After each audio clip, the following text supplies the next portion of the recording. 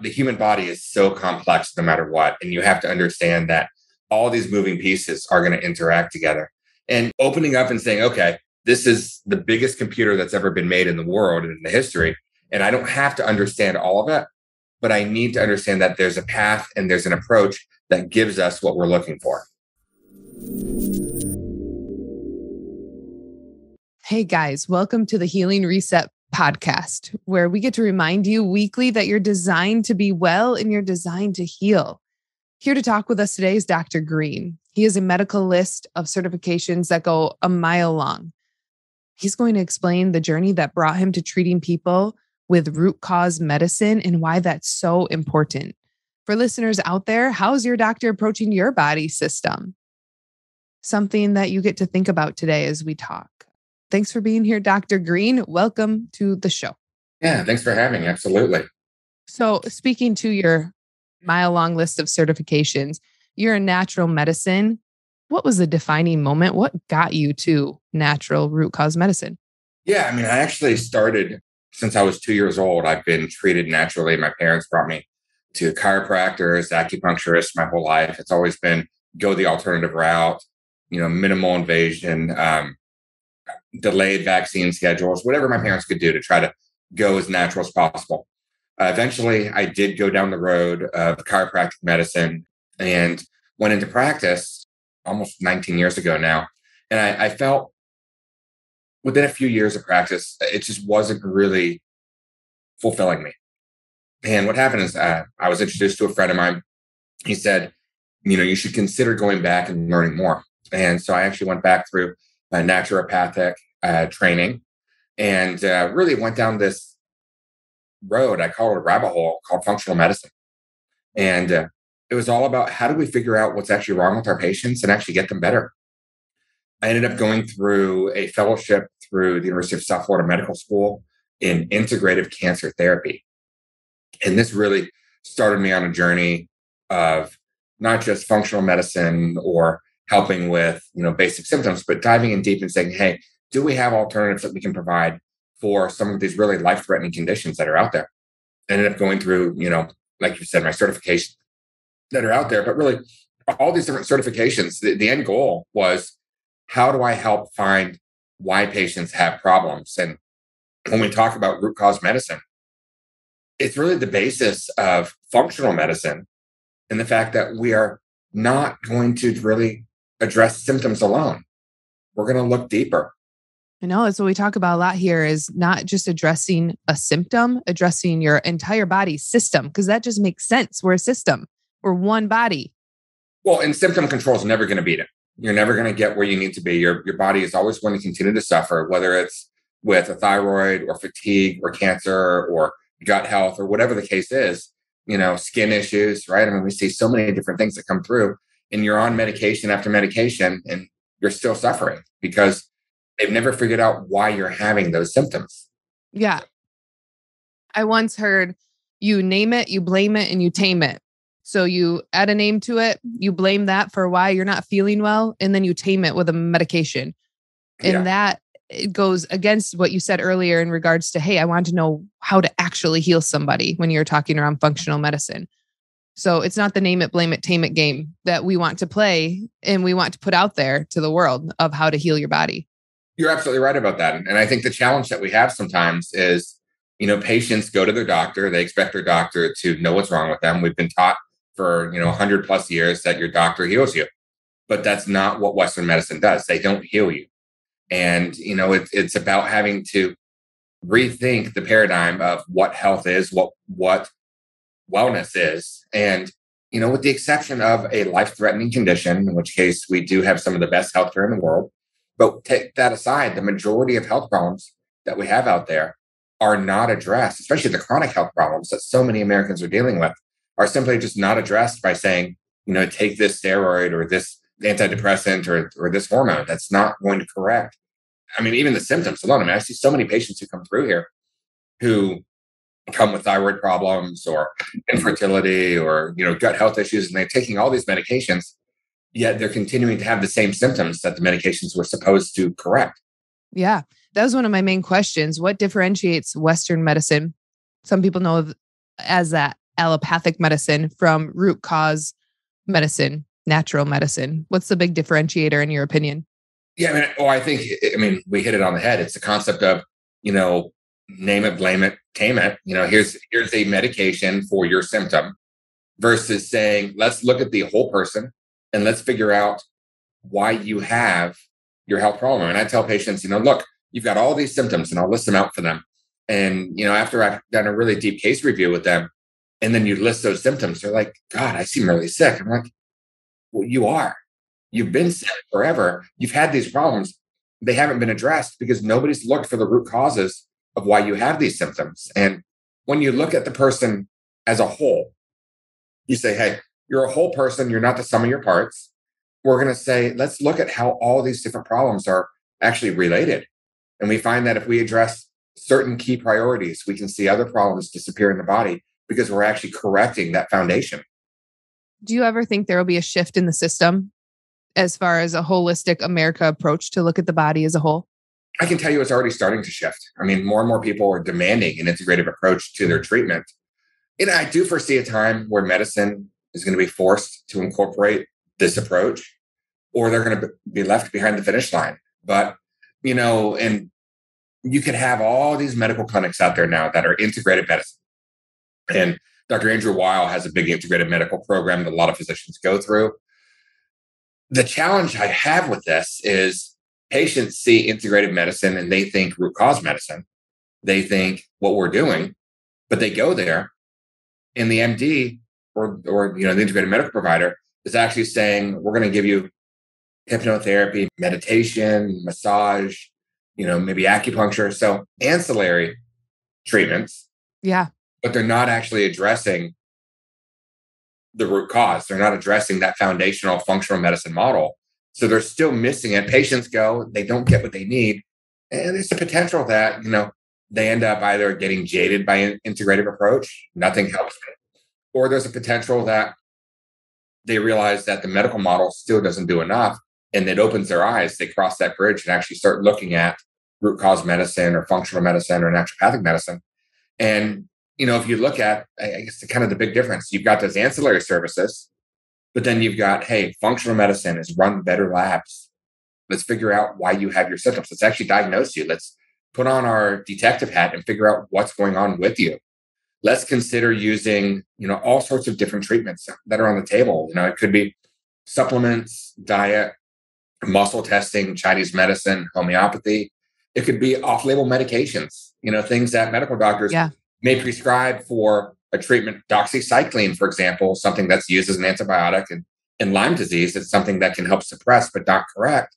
But we use doxycycline with our medical providers to actually help cancer patients because of the pathways in anti-inflammatory wise that occur.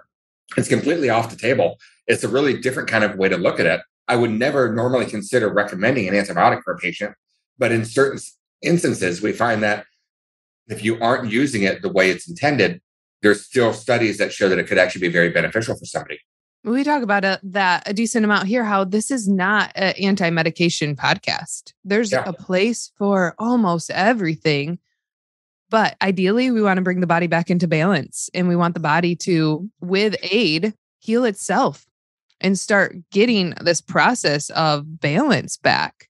You're absolutely right about that. And people need to see that homeostasis is our goal, not symptom management. And I think there's something that's called the standard of care. Yeah. And hear that often. People are so used to assuming that standard of care is going to be what's going to, take care of them. Hey, the doctors are doing what they should do. But that standard of care ignores this concept of, balance. It ignores the concept of digging deeper. It prevents healthcare providers in an allopathic model from making recommendations, and we don't realize, we don't think about this. We go to, a big group practice and we see our internal medicine doctor and we're talking to them about problems that we've done some research on. And we know, hey, there's some other things out there that I can maybe do. And we ask the doctor about this and the doctor says, well, we're not going to go that route, or we can't go that route, or I don't go that route, or I don't know enough about it. Or even worse, they say it doesn't work because I don't know anything about it. Or even worse, it's all in your head. Yeah, sure. Yeah.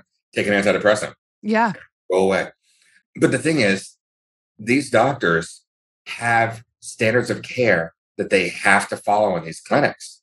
And literally, if they don't follow that traditional approach, they will lose their job. Mm-hmm. We don't And think it about their happens. employees. And so it's not even their fault. I mean, I know so many medical doctors who go out and live the life that we live, that we talk, that we preach. But when they see their patients, it never comes out of their mouth. Mm-hmm. And I mean, that's a problem with the system. So one thing Dr. Green is saying there, and I just want to make sure you guys catch that. A lot of doctors live a life totally different. Oh, I would never take that medication. Oh, I would never put that in my body. And this isn't, if you're a doctor out there listening, this isn't a complete, I'm not putting a blanket statement on everybody. But then when a patient is sitting in front of them, they are almost fettered to a standard of care that if a patient asks or demands or has this certain symptom set of problems, they're going to prescribe a medicine that they wouldn't prescribe to, let's say, their wife or their son or daughter. And it's hard. It's a hard system that people are caught up in. How would you advise someone going? Because there's the white coat, there's a lot of trust we place in our medical system.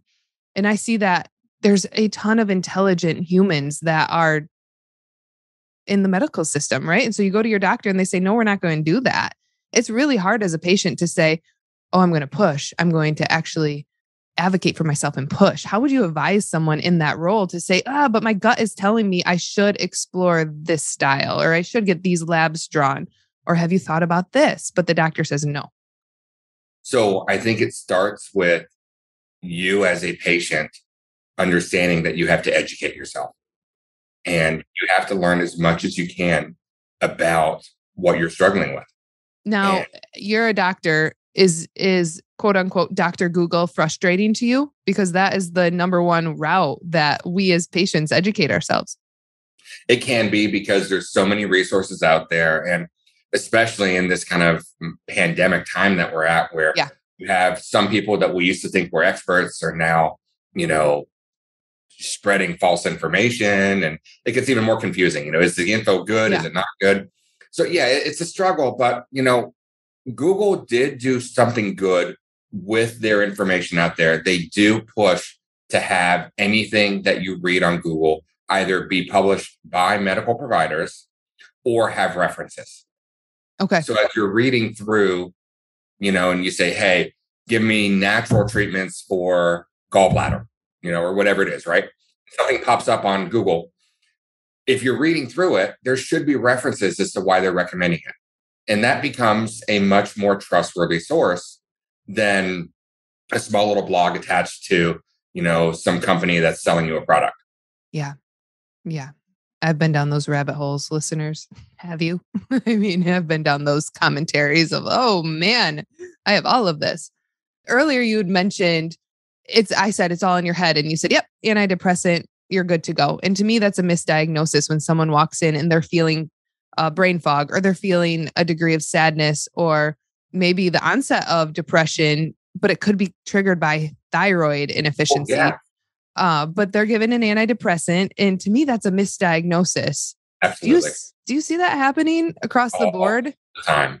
All the time. Yeah. Can you give any good examples? Because that is my fear. Without root cause medicine, without people advocating for themselves, just having symptom management, that they will be misdiagnosed, something will be missed. And then it's a cascade of medicines and symptoms that it suddenly becomes harder to find what actually is the root. Yeah, and I mean, you've had people, other providers on that have talked about Hashimoto's and autoimmune thyroid disease, and that's probably one of the best examples that we can give. You go to your provider, they run minimal thyroid testing. Right? TSH. Yeah. I mean, we usually get like total T4 up here, so we get the 2. But good luck getting anything more than that. And they say, hey, you have a problem. I'm throwing you on Synthroid, and you go on this medication, and you don't feel any better. And you go back, and they're like, your labs are good. And you're like, but I don't feel any better. I never felt different.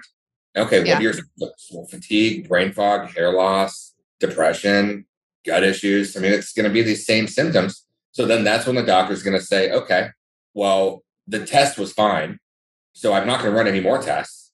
So there's something else that's wrong with this patient. It now becomes a misdiagnosis because they're saying it's going to be the antidepressant, or it's going to be in your head, or there's nothing wrong with you. And there's nothing worse to me than a medical doctor that runs minimal tests and tells the patient nothing is wrong, when what they should say is, what we found was negative and we didn't run more tests, or maybe you can go deeper. But Is that an insurance issue? Why do we not run more tests in general? I'm going to tell you, it's not an insurance issue, because we run tests all day long, and our medical providers that work with us in my clinic go through patients' insurance to help them out all the time. And we get full panels done. It goes back to standard of care. It's not the insurance issue. It's these big group practices that are trying to follow certain guidelines.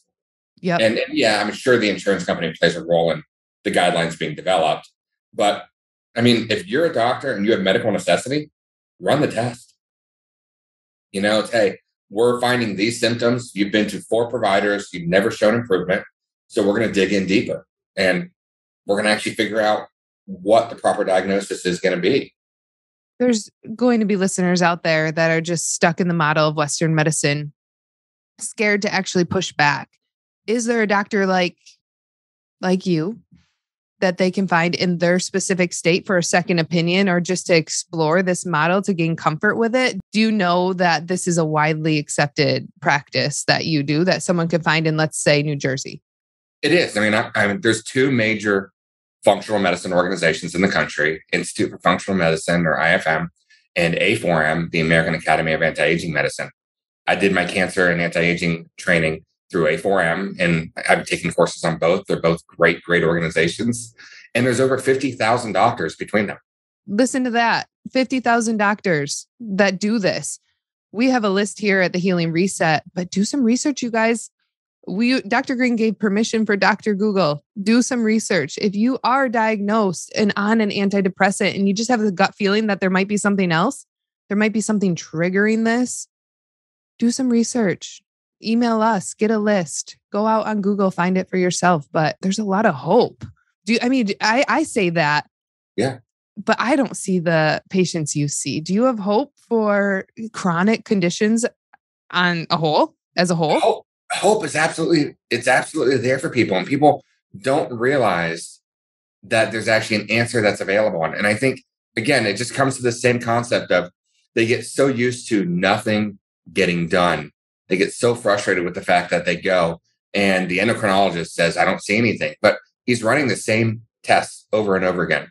So I think the first thing for us to kind of think about is, there's a different path that can help these hard to diagnose or treat get a new opportunity. I mean, if you talk about thyroid as an example, so everybody hears and understands this.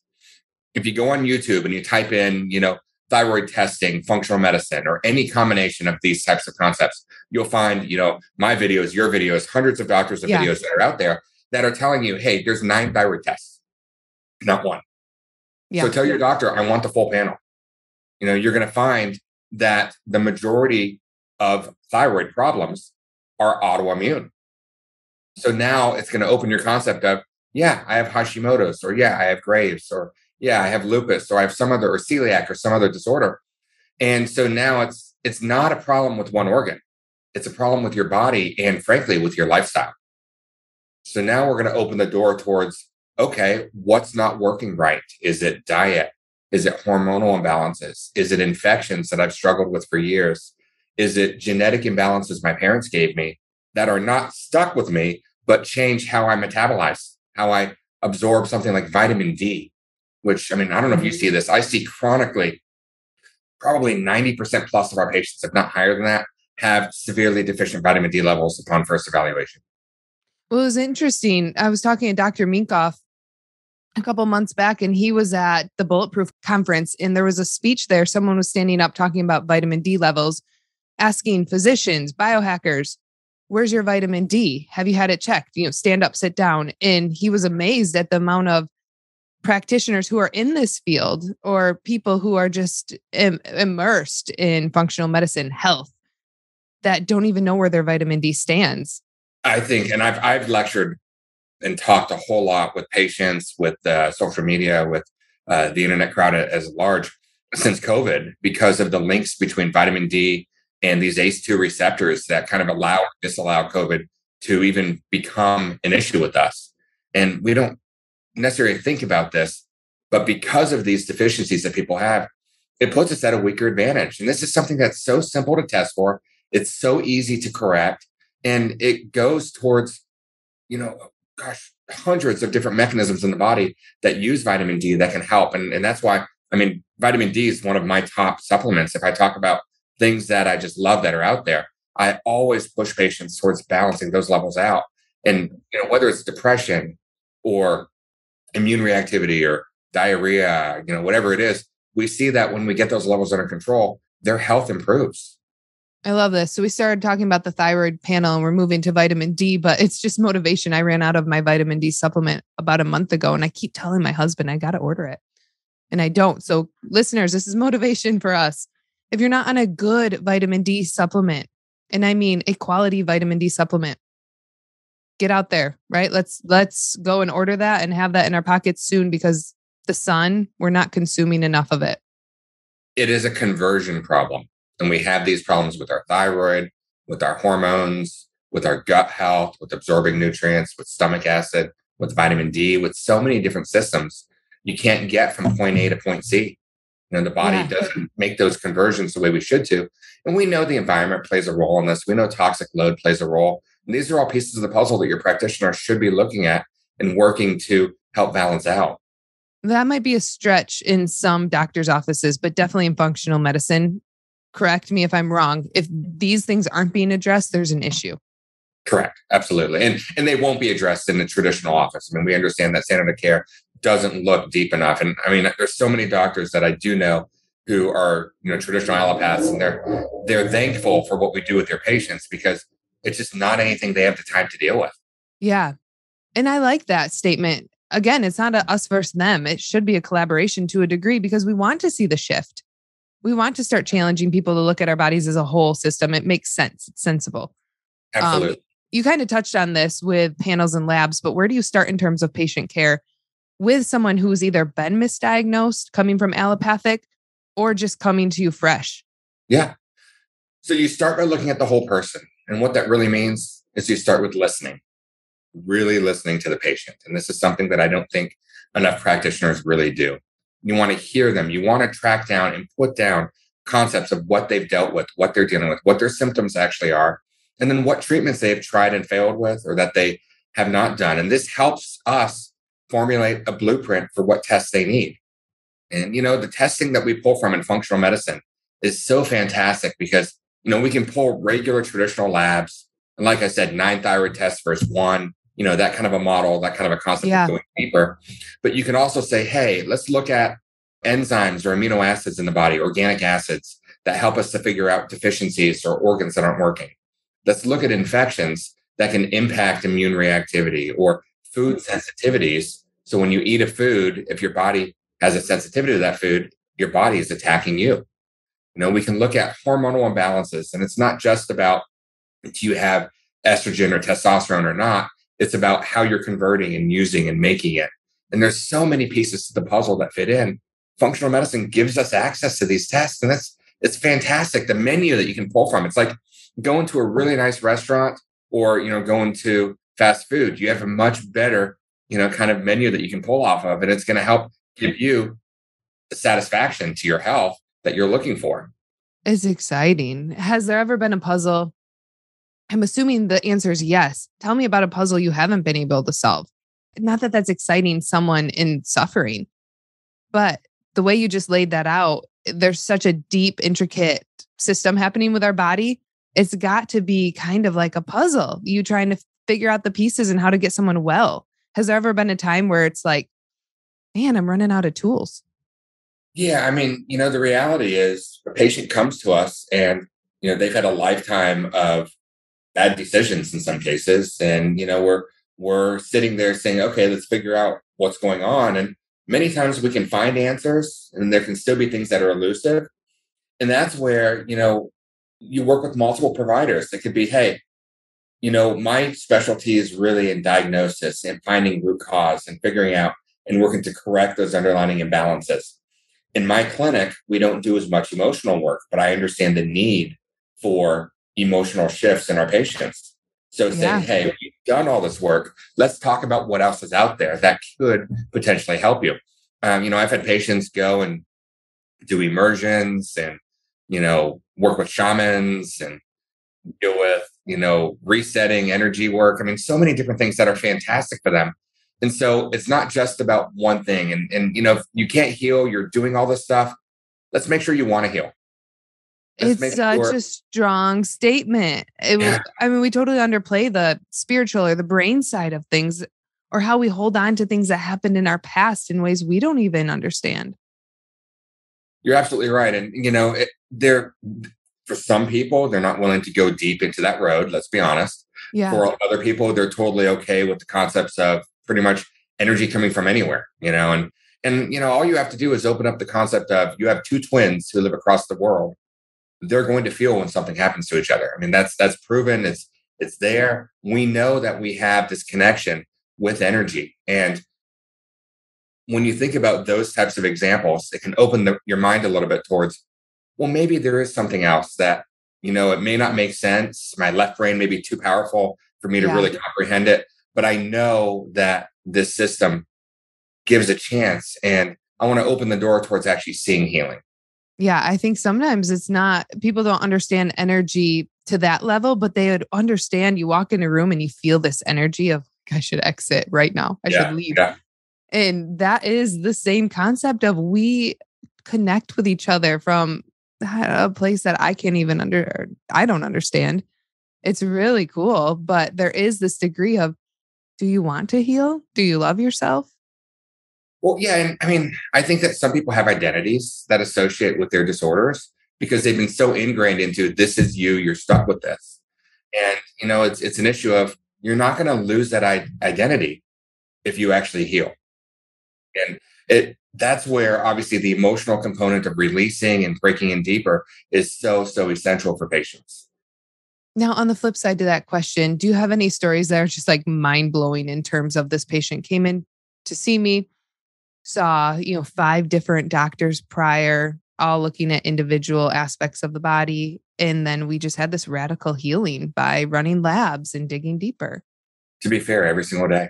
I mean, and I don't mean that facetiously. We really do. I mean, I take a patient who had peripheral neuropathy and, severe pain in his legs and his feet and was on so many medications, eventually ended up having his insurance spend $20,000 a month for IVIG injections. What And are IVIG injections? so immunoglobulin IgG, basically given to you as an IV, is a treatment that can be used for certain severe autoimmune disorders. And in this case, this neurologist gave him these injections every month, 20,000 a piece. As his, through his insurance, at least it was covered. But the cost of care, he came to us. We identified celiac and corn, so gluten and corn as issues with him, and we found a couple viruses that we treated him for. And literally within 2 months, he was pain free. I mean, a case like that is so It's fantastic because, nuts. well, honestly, I was kind of like, am I going to get a car bomb from this neurologist? Yeah. Yeah. I just cut him off on something that was relatively easy to diagnose and find if you know to look in the right places. So you're saying it's not always complex. It's funny because if you have a good system to work off of, it becomes very straightforward. But the human body is so complex no matter what. And you have to understand that all these moving pieces are going to interact together. And, opening up and saying, okay, this is the biggest computer that's ever been made in the world and in the history. And I don't have to understand all of it, but I need to understand that there's a path and there's an approach that gives us what we're looking for. Yeah. I do find it really intriguing how you can have tons of different people that have the same diagnosis, but it comes out different in everyone. It's going back to, we all have individual fingerprints. We all are different in so many ways. So there does have to be a unique approach, and the complexity, I'm sure, is miles deep. But that story you gave right there is just amazing. Just to think someone out there who feels fettered to a diagnosis is now walking around pain free. We had a patient who had a spider bite while she was sleeping. And immediately within a few hours or a day, ended up having numbness and tingling. Within 3 days, it spread to bilaterally, both sides, her arms and legs. She came into us thinking it was originally, neck pain or something like that. And pretty quickly we sent her for blood work and got her on antibiotics, assuming it was probably a insect bite, and we're thinking Lyme disease. We went to the neurologist because it wasn't improving within a week. The neurologist looks at her, does an MRI, immediately says you have MS. Immediately tells her not to do any research on her own. Tells her this is the only website, the MS Society, that you should go to, and says we need to do a spinal tap. And luckily, she was, kind of entrenched in the natural health world just as a patient, and she knew better. And we ended up running more lab tests. We identified 3 species of Lyme disease, and it was not MS. It was, she had had Hashimoto's for 9 years. The white lesions that showed up on the MRI were probably 9 years old and were not, the 2 weeks old from the infection. So again, a complete misdiagnosis that would have literally set her up for medications and disability the rest of her life, that, only because of her knowledge base and having worked with us was she able to avoid that. And that's kind of a travesty to think about how many people don't have that basis, and they get stuck in that system. That's what I was just going to say. There can't be data to that, because people will die with the disease that they assume they have, not understanding that. I mean, maybe even if she didn't know she was bit by a spider, right? Or whatever that looks like for that patient, they might not know the root. And so you just assume I have MS. Yeah, absolutely. And it's interesting because as you probably follow research, I follow research, I see what changes. And I know that, our medical providers do read and they have to do continuing ed, but I feel like stuff gets missed when you're in that insurance mandated kind of managed care world and you just don't have time to really read. So to that exact patient's point, you're now supposed to rule out celiac before confirming MS. And I thought that was pretty interesting, because we know that celiac can lead to white lesions on the spine and brain as well. So you just think about how things are changing, and that information doesn't trickle down. It doesn't get to the providers. So you get misdiagnosed when we know something new that's out there. So this conversation, I could drag this on forever because it's very intriguing to me. Give your 3 things of advice to someone listening. It can be dealing with root cause medicine. It can just be like, hey, go out and stretch. But there's going to be someone listening that now is going to be turned on to functional medicine, but wants to change their life today. Yeah. What can they do? First and foremost, change your diet. I mean, we have to understand the environment, what we eat. The quality of our food in America is not where it should be. And, this concept of being able to be diagnosed with a disease like diabetes and then going to fast food, that has to change. You have to change your diet. You want to go towards, more of a whole food, as natural as you can. There's ways to eat organic on the smallest, salary. Aldi has tremendous organic foods. You can do it. Ew, anybody can change their diet. And you got to understand, warning signs by your body are there for a reason. They're not to be ignored. And so when something's going on, when you feel something, think of that as hey, something's going on here. And, if I'm on medication, the medication is not fixing it. If I haven't taken anything or I don't want to take medication, consider that as a early warning sign that you should get your health looked at. You should get yourself checked out. I do believe, especially with everything going on right now, that there are some base supplements that are very beneficial for people. And I know we should all be on a fish oil. We should all be on a multivitamin. And we hear that over and over again. But I think you go deeper. You talk about that vitamin D. I think we're seeing such a renaissance right now with the research behind probiotics. Probiotics can help with weight loss. They can help with depression, mental health. They can help with not just GI issues. And it's really fascinating what the research is going on there. So I would say a good quality probiotic. And I would also throw out there, for me, curcumin. We are such an inflamed society. And using turmeric or the active ingredient curcumin is so powerful at helping to reduce that inflammation and give our body a fighting chance. He mentioned good quality. So when you're getting supplements, make sure you do assess the quality of it. It does make a difference. Yeah. So I know a lot of people buy on Amazon, and it's important to know that the majority of quality supplement companies do not allow us as providers to sell on Amazon. So when you're buying on Amazon, where's the warehouse? Is it in the heat? Is it just somebody's, mini storage that's 120 degrees? So your products are already ruined. Is what you're buying actually quality? So I would recommend buying from distributors that have quality control or work directly with manufacturers or buying from providers that have that relationship where they've already done their due diligence and research into what a good quality product is. This has been a fascinating conversation. Thank you so much, Dr. Green, for being on the Healing Reset with us. We just appreciate you and your time. It's been fantastic. I appreciate the opportunity. Yeah. All right. Have a good day. Thank you.